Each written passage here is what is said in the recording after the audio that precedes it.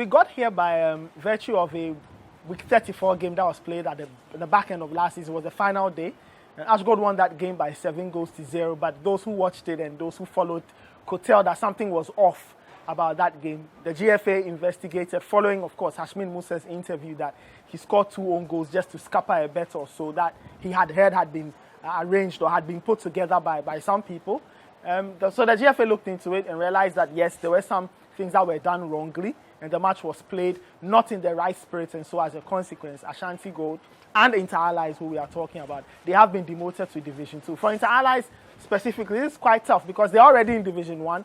They've been struggling. It's been a tough run for them in the last few years. They are in the lower division, trying to see if they can come back, and now they've been slapped with this further demotion. So they will have to contest Division 2 football when the new season kicks in. That's after this current season comes to an end. Do you think it's a fair ruling?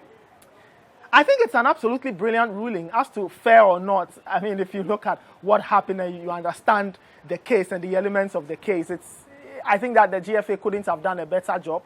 They were thorough, they went into it, they looked at all the evidence, and all the evidence looked very convincing if you go through the report. So I think that it was a very brilliant decision. At least for once, we've had the GFA hitting very hard in recent times.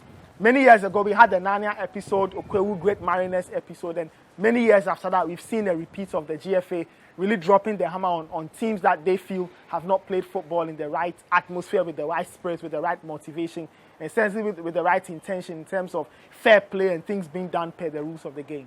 Well, it's tough to tell whether people would still want Inter Allies players in their team, but what I will say is that it will hit their reputation. It will take a lot out of them. Like I said, they have 100,000 cedi fine to pay, so that's already 100,000 cedis burning into their pocket. That's a hole they'll have to try and fill. Division 1 football or Division 2 football is not the most lucrative, so they'll have to try and figure it out. I can't tell whether or not it will affect, player transfers going forward, but let's admit, in the last few years, they've not even done a lot of massive transfers to bring in money, and I think it may have an effect. We wait to see how people will perceive their players going forward, but in terms of their reputation, it's taking a bit of a body blow, and they'll have to work hard to try and clean their image and see if they can attract more investors, but see if they can attract a lot more people to buy their players now that they'll be playing in Division 2. A number of things. I think that from that game till now, lots of things have been said about the GFA.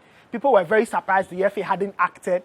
The FA, for a lot of people, looked like they didn't care about this. So it was important for the FA to respond and respond very well. And it sets a certain precedence that they cannot go against. Because now, going forward, if they find teams to have fixed the game or manipulated the game or something, this is the standard. They'll have to strike the hammer the same way.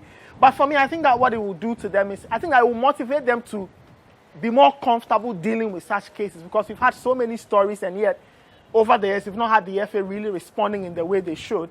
But now we see that they've really taken this case and they dealt with it. If you go through the report, it's thorough. They had to use third parties to get information. They got Momo records, they got phone records, text messages. So it just clearly tells you that if they apply themselves, and they have applied themselves well, then they can get to the bottom of things. And I think that this case should motivate them to go after every single case they feel is suspicious, just so people can have more credibility attached to the league. People can believe in the results. And when you have a league that is credible, the profile grows, then you have more money, more investors, and the product will essentially become as big as you want it to be.